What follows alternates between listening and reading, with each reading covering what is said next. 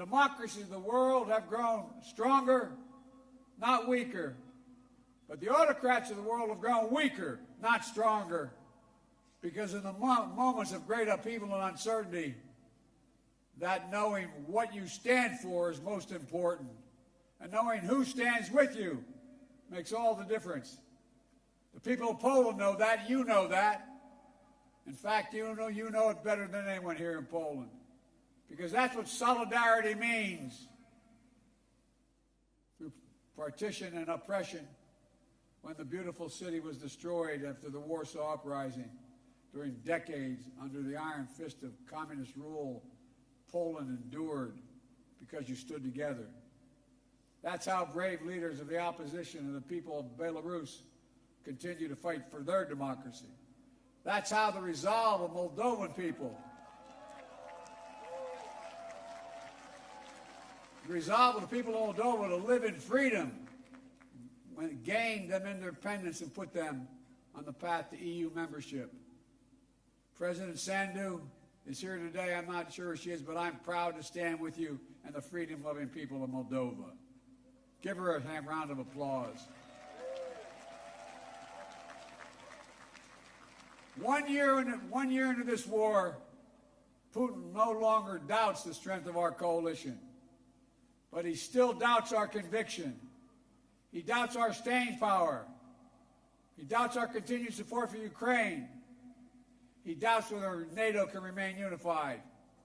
But there should be no doubt. Our support for Ukraine will not waver. NATO will not be divided, and we will not tire.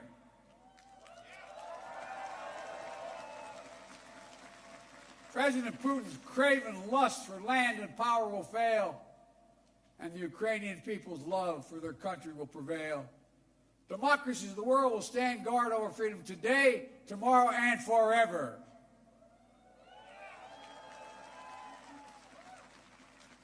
So that's what's at stake here. Freedom. That's the message I carried to Kyiv yesterday, directly to the people of Ukraine.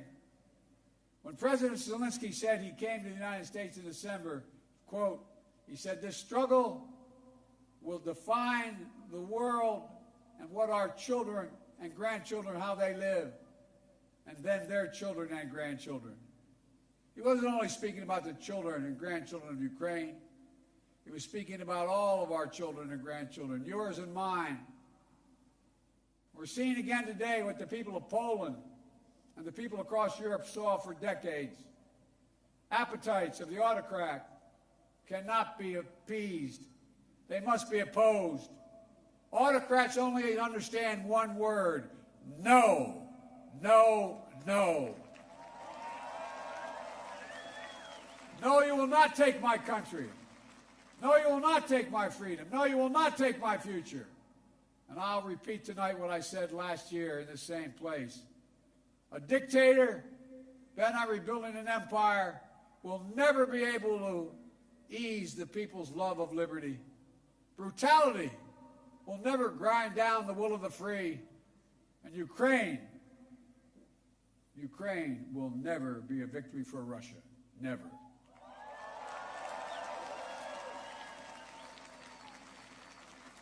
For free people refuse to live in a world of hopelessness and darkness. You know, this has been an extraordinary year in every sense. Extraordinary brutality from Russian forces and mercenaries. They've committed depravities, crimes against humanity, without shame or compunction. They've targeted civilians with death and destruction, used rape as a weapon of war, stolen Ukrainian children in an attempt to steal Ukraine's future, bombed train stations, maternity hospitals, schools, and orphanages. No one can turn away their eyes from the atrocities Russia is committing against the Ukrainian people. It's abhorrent. It's abhorrent. But extraordinarily, as well, has been the response of the Ukrainian people and the world. 1 year after the bombs began to fall, Russian tanks rolled into Ukraine. Ukraine is still independent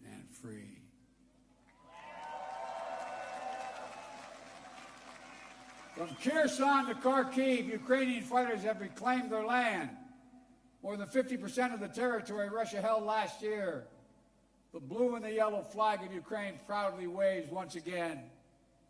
President Zelensky still leads a democratically elected government that represents the will of the Ukrainian people. And the world has already voted multiple times, including the United Nations General Assembly, to condemn Russia's aggression and support a just peace. Each time in the UN, that vote has been overwhelming. In October, 143 nations, the United Nations, condemned Russia's illegal annexation. Only four in the entire UN voted with Russia. 4. So tonight, I speak once more to the people of Russia. The United States and the nations of Europe do not seek to control or destroy Russia.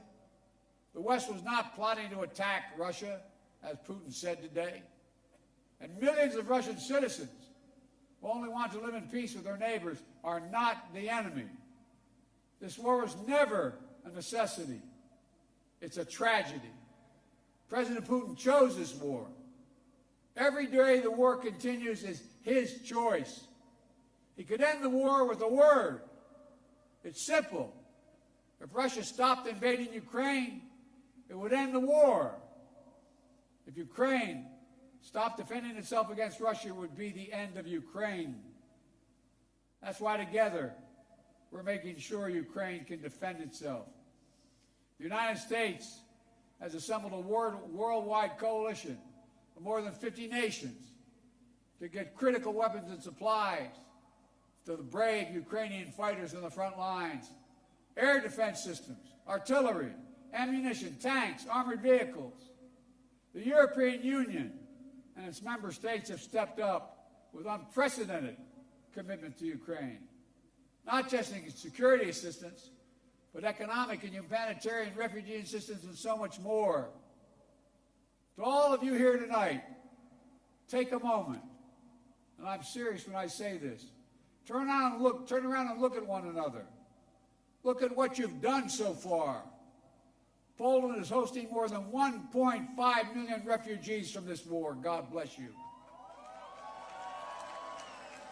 Poland's generosity, your willingness to open your hearts and your homes is extraordinary. And the American people are united in our resolve as well. All across my country, in big cities and small towns, Ukrainian flags fly from American homes. Over the past year, Democrats and Republicans in our United States Congress have come together to stand for freedom. That's who Americans are, and that's what Americans do. The world is also coming together to address the global fallout from President Putin's war. Putin tried to starve the world, blocking the ports in the Black Sea to stop Ukraine from exporting its grain, exacerbating the global food crisis that hit developing nations in Africa especially hard. Instead, the United States and the G7 and partners around the world answered the call with historic commitments to address the crisis and to bolster global food supplies. And this week, my wife, Jill Biden, is traveling to Africa to help bring attention to this critical issue. Our commitment is to the people of Ukraine and the future of Ukraine, a Ukraine that's free, sovereign, and democratic.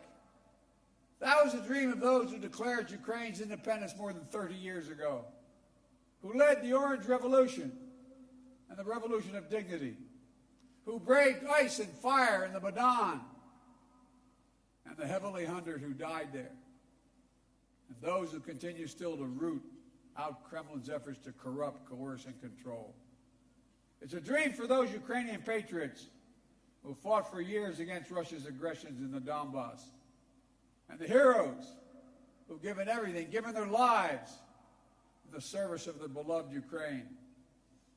I was honored to visit their memorial in Kyiv yesterday, to pay tribute to the sacrifice of those who lost their lives, standing alongside President Zelensky.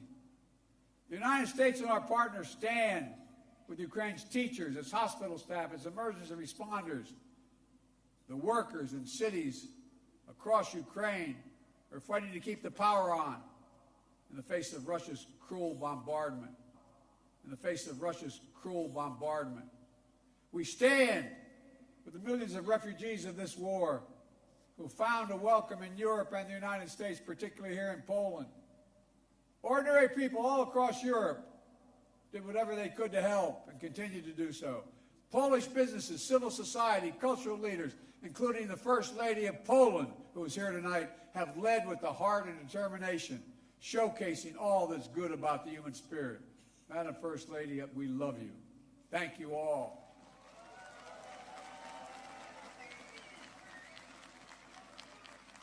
I'll never forget last year visiting with refugees from Ukraine who had just arrived in Warsaw, seeing their faces, exhausted and afraid, holding their children so close, worrying they might never see their fathers, their husbands, their brothers, their sisters again.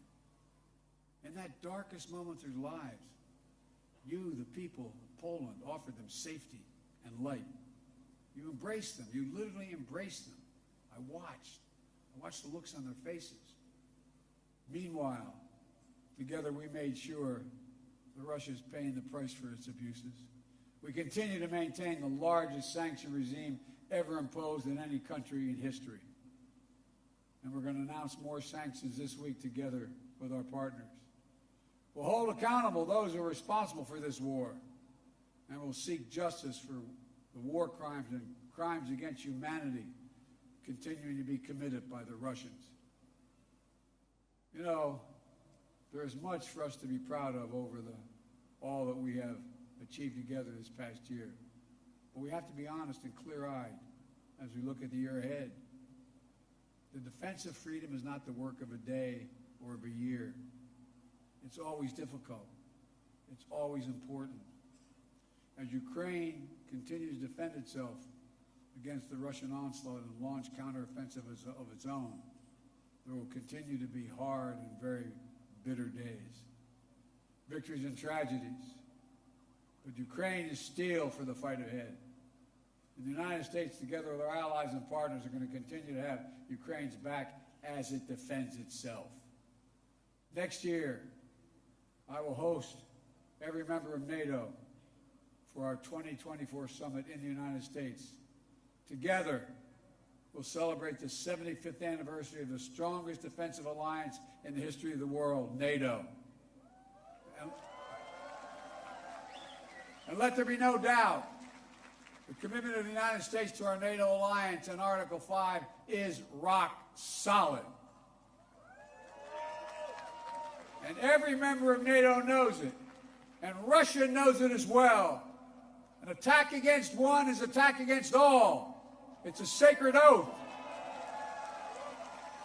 Sacred oath to defend every inch of NATO territory. Over the past year, the United States has come together with our allies and partners in an extraordinary coalition to stand against Russian aggression. But the work in front of us is not just what we're against. It's about what we're for. What kind of world do we want to build? We need to take the strength and capacity of this coalition and apply it to lifting up the lives of people everywhere, improving health, growing prosperity, preserving the planet, building peace and security, treating everyone with dignity and respect. That's our responsibility. The democracies of the world have to deliver it for our people. As we gather tonight, the world, in my view, is at an inflection point. The decisions we make over the next 5 years or so are going to determine and shape our lives for decades to come. That's true for Americans. That's true for the people of the world. And while decisions are ours to make now, the principles and the stakes are eternal. The choice between chaos and stability, between building and destroying, between hope and fear, between democracy that lifts up the human spirit and the brutal hand of the dictator who crushes it, between nothing less than limitation and possibilities, the kind of possibilities that come when people who live not in captivity, but in freedom. Freedom. Freedom. There is no sweeter word than freedom. There is no nobler goal than freedom. There's no higher aspiration than freedom. Americans know that, and you know it. And all that we do now must be done so our children and grandchildren will know it as well. Freedom. The enemy of the tyrant and the hope of the brave and the truth of the ages. Freedom. Stand with us. We will stand with you. Let us move forward with faith and conviction and with an abiding commitment to be allies, not of darkness but of light, not of oppression but of liberation, not of captivity but, yes, of freedom. May God bless you all. May God protect our troops. And may God bless the heroes of Ukraine and all those who defend freedom around the world. Thank you, Poland. Thank you, thank you, thank you for what you're doing. God bless you all.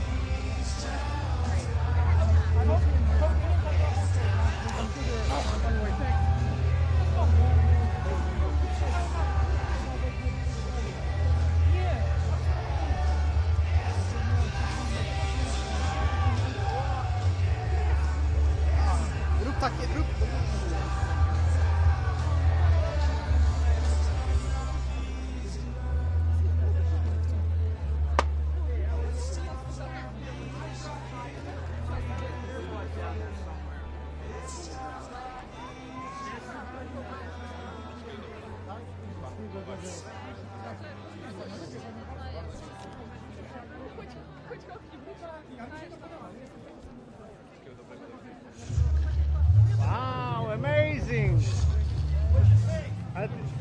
Huh? Incredible. Listen, this is the guy.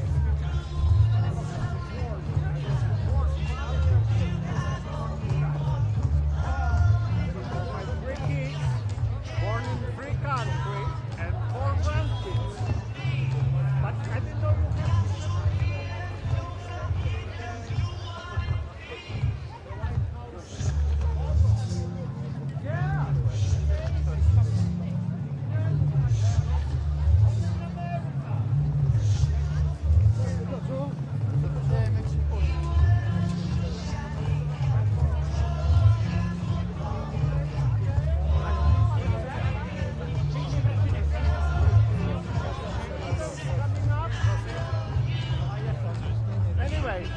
God bless you. Thank you for coming down here. Dziękuję bardzo.